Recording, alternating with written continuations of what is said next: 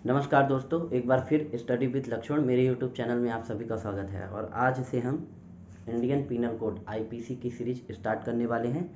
तो चलिए हम शुरू करते हैं। तो सबसे पहले ये देख लेते हैं थोड़ा सा, इसके प्रीवियस वीडियो में हम आईपीसी और सीआरपीसी में क्या डिफरेंस है उसकी चर्चा हम कर लिए थे। थोड़ा सा ओवरव्यू दे देता हूँ मैं कि आईपीसी और सीआरपीसी में क्या डिफरेंस है।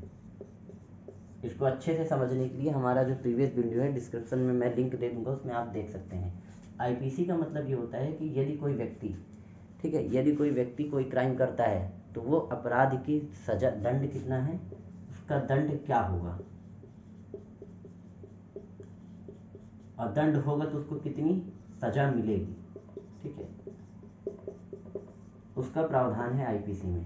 लेकिन उस दंड की प्रक्रिया क्या होगी, what is the nature of crime, sorry what is the procedure of crime, procedure क्या होगा, प्रक्रिया क्या होगा, वो दिया रहता है दंड प्रक्रिया संहिता, क्रिमिनल प्रोसीजर कोड में। चलिए अब हम बात करते हैं आईपीसी का, जिसमें टोटल 511 सेक्शन है, टोटल 511 धाराएं हैं। और आज हम जो कवर करने वाले हैं वो धारा 1 से लेकर के धारा 4 तक हम कवर करने वाले हैं, ठीक है। मार्कर थोड़ा एक्सटेंड कर लूँ मैं।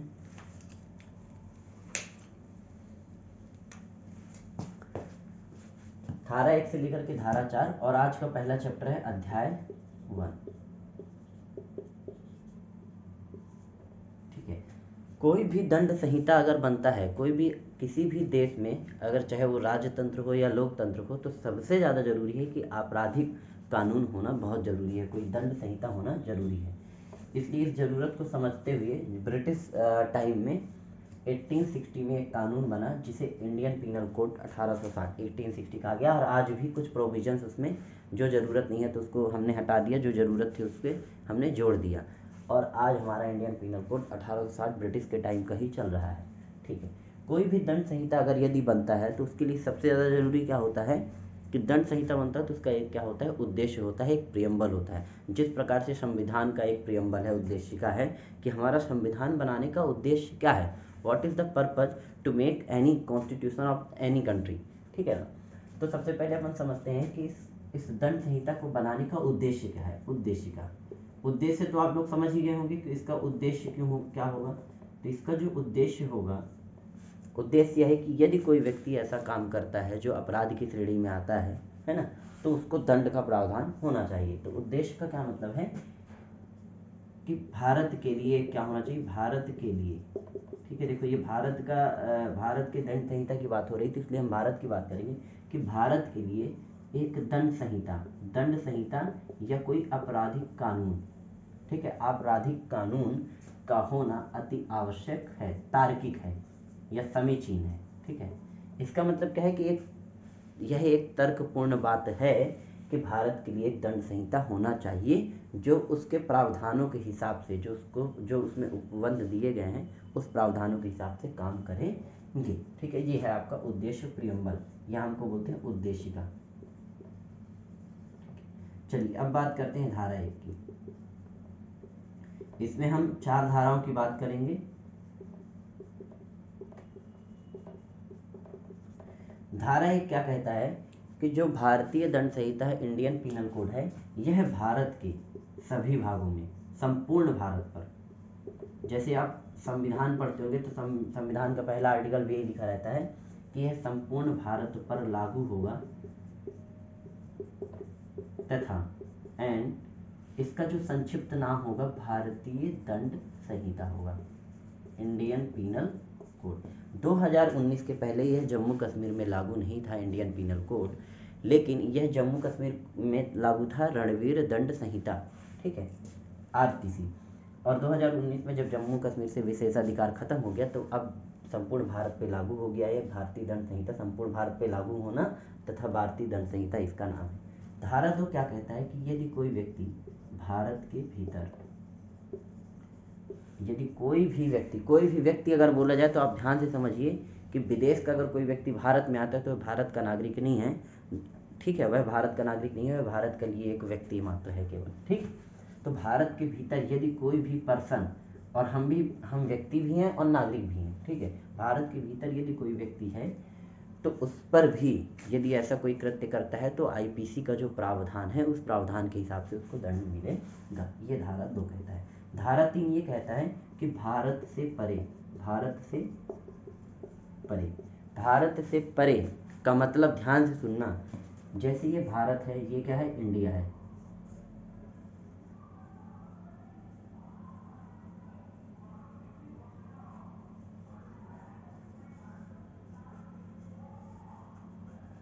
ये भारत है, मान लो ये कोई जगह है, ठीक है। तो यहाँ ये तो भारत से अगर परे है, क्योंकि यहाँ तो हमको अगर कोई जगह का नया जगह है जो भारत से पहले से मेंशन किसी को नहीं पता है, उसके बाद भी यदि भारत का कोई व्यक्ति वहाँ जाता है ना, ऐसी कंडीशन आती है, तो भी उस व्यक्ति के द्वारा अगर कोई कृत्य ऐसा है जो आईपीसी के प्रावधानों को उल्लंघन करता है तो वो दंड का भागी है। उस पर आईपीसी के तहत भारत की न्यायिक संस्थाओं द्वारा उस पर मुकदमा चलाया जाएगा। जैसे यूरोप, अमेरिका, ये जगह सब जानते हैं, ये भारत के जानकारी में है, ये जगह भारत से परे नहीं है, ठीक है। तो ये है, तो भारत से परे यदि कोई व्यक्ति ऐसा कृत्य करता है जो अपराध की श्रेणी में आता है तो उस पर भी आईपीसी के प्रावधानों के हिसाब से उस पर भारत की न्यायिक संस्थाओं द्वारा उस पर मुकदमा चलाया जाएगा। अब धारा 4, आईपीसी का जो धारा 4 कहता है वो 2 बातें कहता है। पहली बात तो ये कहता है कि यदि भारत से बाहर यदि कोई व्यक्ति गया है, मान लो अमेरिका, यूरोप गया है, घूमने गया है, पर्यटन के लिए गया है, तो व्यक्ति ऐसा कोई कृत्य करता है जो भारत के आईपीसी में वो अपराध है, तो उसको भारत की न्यायिक संस्थाओं द्वारा उस पर आईपीसी के प्रावधानों के हिसाब से मुकदमा चलाया जाएगा। दूसरी बात, यदि विदेशी कोई नागरिक है, विदेशी व्यक्ति यदि भारत में आता है तो भारत की सीमा के अंदर यदि कोई ऐसा कृत्य करता है जो भारत में वो अपराध की श्रेणी में है, तो उस पर भी भारत की न्यायिक संस्थाओं द्वारा हाई कोर्ट, डिस्ट्रिक्ट कोर्ट या सुप्रीम कोर्ट द्वारा मुकदमा चलाया जा सकता है। अब दूसरी बात क्या है, दूसरी बात ये है कि मान लेते हैं कोई विमान है, हवाई जहाज है, जलयान है, यदि कोई भारत से बाहर लेके जा रहा है, ठीक है, ध्यान समझना, हवाई जहाज, एरोप्लेन, जलयान, ये भारत से अगर भारत की सीमा के बाहर यदि वो जा रहा है और उसमें ऐसा कोई कृत्य होता है जो जिसमें आईपीसी के प्रावधानों का उल्लंघन होता है तो उस पर भी मुकदमा चलाया जा सकता है। साथ में यदि कोई विदेशी व्यक्ति है, विदेशी व्यक्ति यदि कोई भारत की सीमा के अंदर आ रहा है ऐसे जलयान के थ्रू या हवाई जहाज के थ्रू या किसी ऐसी संपत्ति के साथ में आ रहा है, तो उस व्यक्ति की जांच पूरी तरह से की जाएगी और अगर वो जांच नहीं कराता है तो आईपीसी के प्रावधानों के तहत उसका उल्लंघन माना जाएगा। एक केस था, आईपीसी धारा जो 4 है उसका एक केस हम डिस्कस करते हैं। आईपीसी का जो एक केस, धारा 4 का जो केस है उसको ध्यान से आप लोग समझिए, ठीक है, इसको आप स्क्रीनशॉट ले लीजिए। आईपीसी का जो धारा 4 है उसका एक केस है, एक व्यक्ति था जर्मन नागरिक,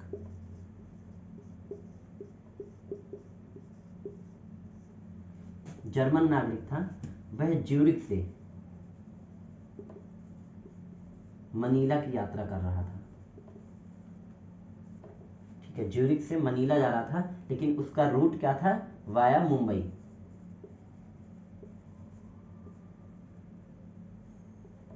ठीक है। उस व्यक्ति का नाम है मेयर हंसराज, मेयर हंस जॉर्ज, वो जर्मन का नागरिक है, ज्यूरिच से वो मनीला जा रहा था और मनीला से मुंबई के थ्रू जा रहा था भारत की सीमा के अंदर से। अब वो भारत की सीमा के अंदर से अगर फ्लाइट से जा रहा है तो भारत की सीमा के अंदर यदि आएगा तो उसको एरोप्लेन से बाहर, अगर भारत की जो टीम है, जो इंडियन आर्मी, जो एयरफोर्स जो भी लगे हुए हैं, तो अगर वो चाहते हैं तो उसको चेक कर सकते हैं। लेकिन चेक करने के बाद वो क्या है, वो जो व्यक्ति था मेयर हंस जॉर्ज जो था, उसके पास सोना था और एक कानून है, एक एक्ट है, फॉरेन एक्सचेंज इंडिया एक्ट 1947 का,